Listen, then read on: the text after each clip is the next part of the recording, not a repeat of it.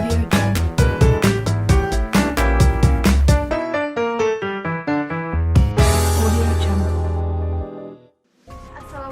warahmatullahi wabarakatuh. Salam lestari, salam konservasi.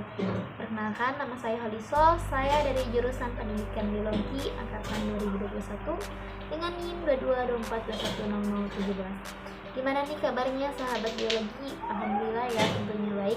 Baik, di sini saya akan menjelaskan tentang dinding sel. Apa sih dinding sel itu?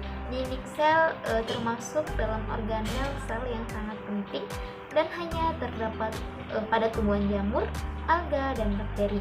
Sedangkan manusia dan hewan itu tidak mempunyai dinding sel.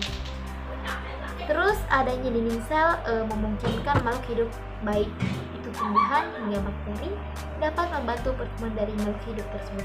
Akan tetapi, organel sel ini juga membuat sel tidak dapat bergerak dan berkembang secara bebas, gitu ya. Dinding sel adalah salah satu organel sel yang terletak menyelubangi bagian membran sel. Pada umumnya, dinding sel itu tersusun atas polisakarida dan berbentuk kaku, gitu ya. Itu ciri-cirinya ya guys ya. Terus polisakarida yang ada dalam dinding sel terdiri dari senyawa hemiselulosa dan pektin. Jadi si polisakarida itu memiliki dinding sel yang terdiri dari senyawa hemiselulosa dan pektin. Teman-teman harus ingat ya, hemiselulosa dan pektin gitu ya.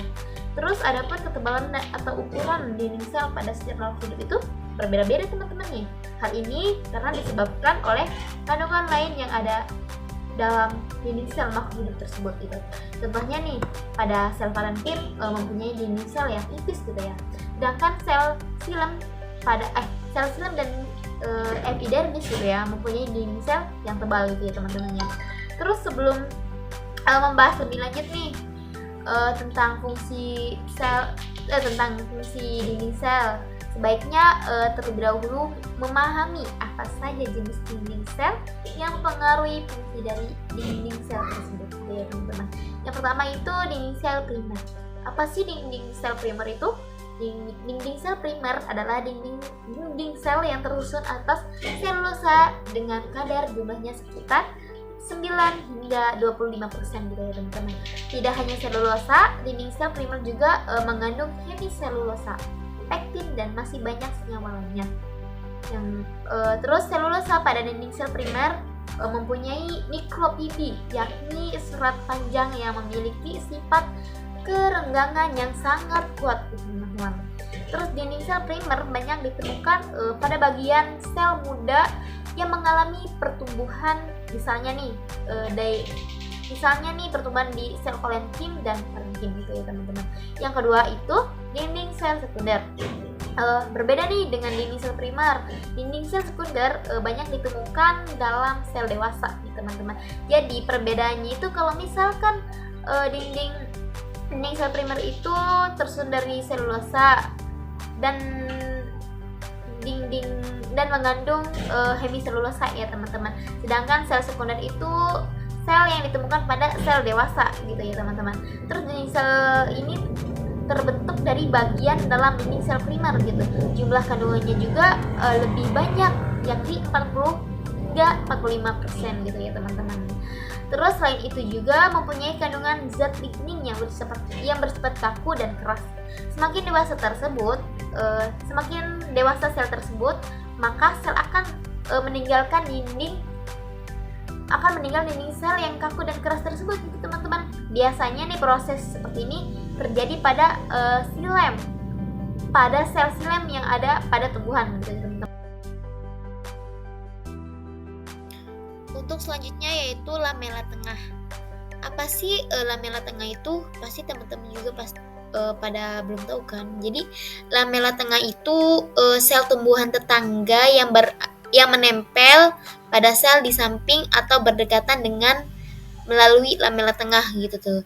Terus dinding sel terdiri dari 3 lapisan, diantaranya lamela tengah adalah yang berada di tepi terluar. Jadi si lamela tengah tuh adanya tuh di tepi luar dan mengandung kalsium pektat yang berbentuk seperti anyaman ya teman-teman. Bisa dilihat gambar di atas. nih, dinding sel mempunyai fungsinya tersendiri bagi makhluk hidup nih teman-teman. Hal ini disebabkan oleh struktur penyusun makhluk hidup yang berbeda-beda nih. Jadi yang pertama itu fungsi dinding sel secara umum nih teman-teman. Dinding sel berada pada bagian terluar sel dan mempunyai tekstur yang lebih keras dibandingkan dengan bagian sel lainnya gitu. Karakter dari sel tersebut juga mempengaruhi seberapa penting dinding sel sebagai bagian dari organel sel tersebut gitu ya. Terus sebagai pelindung sel nih, sel juga sebagai pelindung sel gitu. Dinding sel juga sebagai pelindung sel gitu. Ini merupakan fungsi utama dari dinding sel gitu. Organel yang ada di dalam sel akan terlindungi dengan adanya dinding sel yang kaku dan keras. Terus sehingga si partikelnya itu yang berasal dari luarnya akan sulit mengganggu kondisi dalam sel gitu. Selain itu, sel juga akan bertahan benturan dan gangguan luar lainnya gitu ya teman-teman. Tempat terjadinya proses distribusi sel itu selanjutnya adalah sebagai tempat terjadinya distribusi sel. Hal ini didukung karena tekstur dinding sel tidak terlalu padat dan mempunyai pori-pori. Pori-pori inilah yang bisa menjadi jalur masuknya air mineral dan nutrisi yang dibutuhkan oleh sel yang disebut dengan plasmodesmata. Terus dinding sel juga sebagai menopang tubuh sel. Yang selanjutnya yaitu fungsi dinding sel bakteri.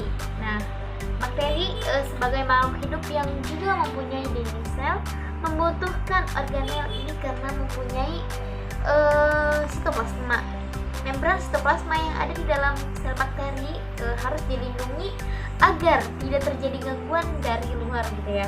Gangguan tersebut bisa mempengaruhi aktivitas dalam sel hingga tidak berjalan lancar. Untuk itu perlu diberikan perlindungan melalui dinding sel gitu. Terus menambahkan organ pelengkap di dalam struktur sel bakteri. Terdapat organ pelengkap seperti flagella dan pili. Organ ditambahkan sendiri dan butuh penambatan yaitu dinding sel agar bisa masuk ke dalam sel melakukan aktivitasnya gitu ya. Terus menjaga sel agar tidak pecah. Hal ini sangat berguna apabila terjadi perbedaan yang besar dalam sel yaitu pada tekanan osmotik antara sitoplasma dan lingkungannya nih teman-teman. Saat tekanan osmotik tidak terjaga dengan baik gitu, maka sel tersebut akan pecah gitu ya. Yang selanjutnya yaitu fungsi dinding sel pada jamur atau fungi nih teman-teman. Jamur atau dikenal dengan sebutan fungi merupakan makhluk hidup yang membutuhkan dinding sel. Dinding sel jamur agak sedikit berbeda dengan dinding sel lainnya yaitu mengandung tin sebagai penyusun dinding sel itu teman-teman.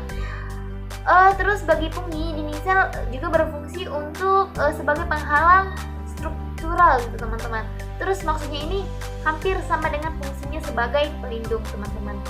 Terus struktural sel jamur dihalangi oleh dinding sel agar partikel berbahaya tidak mudah masuk ke dalam sel. Dinding sel juga bertugas untuk mengeliminasi setiap partikel yang masuk. Terus yang selanjutnya yaitu melindungi sel agar tidak pecah teman-teman.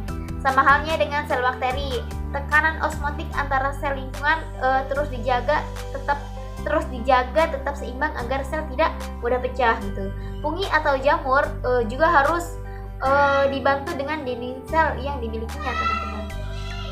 Terus yang selanjutnya yaitu mengikat reaksi enzim pada dinding sel tertentu. Banyak terjadi reaksi kimia secara biologis. Salah satunya adalah reaksi enzim yang ada di dalam sel. Tempatnya ada di dalam sel itu ya teman-teman. Tempatnya itu terjadi pengikatan reaksi enzim adalah dinding sel jamur ini. Tanpa adanya dinding sel, maka reaksi tidak akan berjalan dengan baik gitu, teman-teman. Terus menengahi interaksi sel. Dinding sel pada jamur mempunyai fungsi dalam menengahi interaksi sel jamur dengan lingkungannya. Nantinya si dinding sel ini akan menyaring apa saja sih interaksi baik yang dilakukan oleh si sel jamur itu gitu untuk bisa bertahan hidup gitu ya.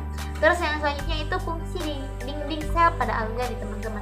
Tahu nggak sih tuh alga itu apa gitu tuh ya? Alga atau bisa disebut dengan ganggang mempunyai dinding sel yang mengandung glikoprotein. Nah, atau selulosa. Kemudian juga mengandung monoprotein yang mampu membentuk mikrotubil pada beberapa jenis ganggang merah dan hijau gitu. Bagi alga, dinding sel bisa berfungsi untuk memberi kekuatan sel. Struktur dinding sel yang keras dan kaku memberikan kekuatan untuk sel sehingga sel bisa menjaga bentuk tubuhnya dan tahan gangguan dari luar. Selain itu, kekuatan tersebut bisa membuat sel menjadi lebih kokoh. Untuk selanjutnya yaitu nokta. Apa sih nokta itu, teman-teman? Jadi nokta adalah bagian dinding sel yang tidak dapat menebal. Selanjutnya yaitu nokta nih teman-teman. Nokta itu bisa dibagi menjadi dua, yaitu nokta sempurna dan nokta tak berpasangan.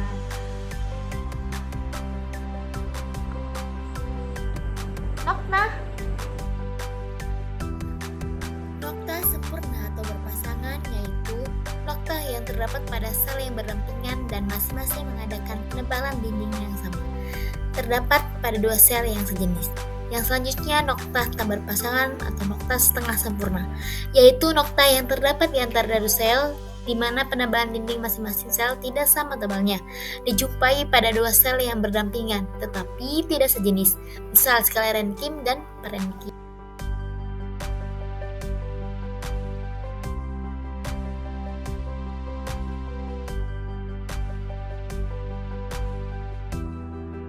Membran plasma terdiri dari dua lapisan lemak dan molekul-molekul protein. Molekul protein dan lemak yang terdapat di membran plasma senantiasa bergerak. Oleh karena itu, struktur membran plasma disebut sebagai thin mosaik membran. Yang selanjutnya itu membran.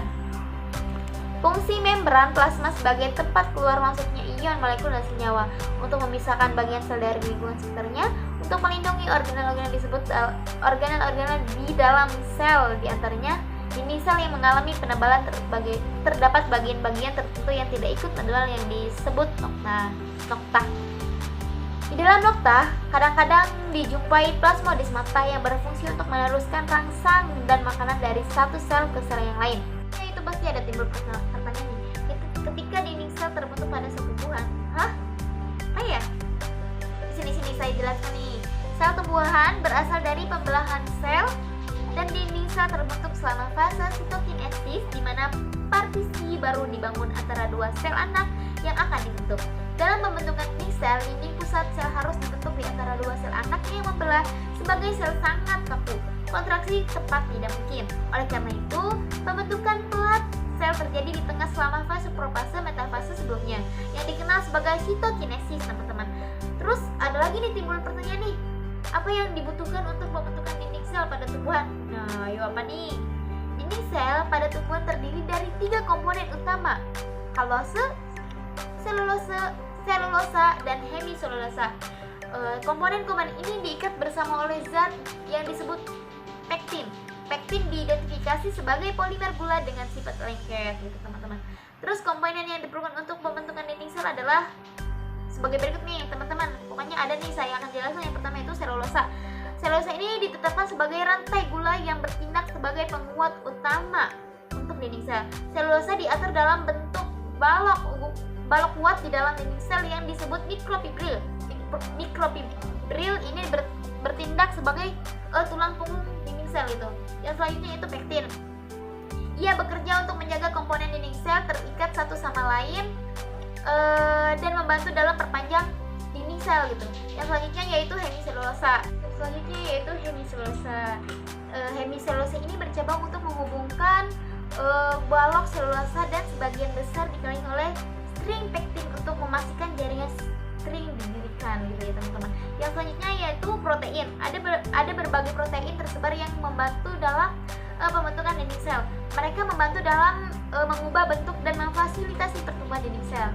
Terus ada timbul pertanyaan nih lagi nih, gimana dinding sel tumbuh di sintesis gitu? Gimana ya? Nah, saya akan jelaskan nih. Di enzim, gula, dan jenis komponen lainnya diperlukan dalam pembentukan dinding sel sebagian besar dan secara aktif diangkut melintas membran plasma dengan cara selama pertumbuhan difus. Selulosa, salah satu komponen utama dinding sel pada tumbuhan, adalah kristal panjang rantai glukan. Ini membentuk fondasi mikrofibrit dari dinding sel tumbuhan yang disintesis dalam membran plasma gitu teman-teman. Dari penjelasan yang saya jelaskan di atas terkait video ini, ada kesimpulan yang dapat dikatakan bahwa dinding sel berperan penting pada tumbuhan dan memiliki proses biosintesis yang sangat kompleks yang terjadi pada tahap sitokinesis pembelahan sel. Demikian yang saya dapat sampaikan teman-teman, semoga bermanfaat dan semoga jelas ya teman-teman. Sekian, wassalamualaikum warahmatullahi wabarakatuh. See you.